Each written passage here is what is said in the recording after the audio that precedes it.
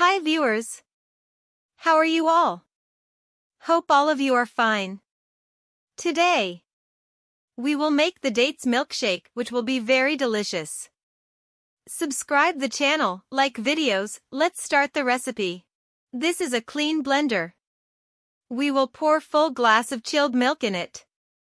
Add sugar 2 tablespoons and dates 3 tablespoons.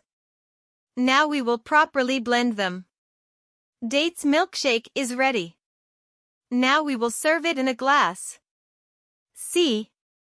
We took a clean glass. Now we will pour dates milkshake in it. We will add some cream in it to make dates milkshake more tasty. You can use any brand of cream. Garnish it with some dates. Dates milkshake is ready within 2 minutes. So, if you like this recipe, then share with family and friends.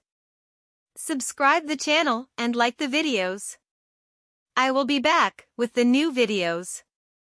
Goodbye.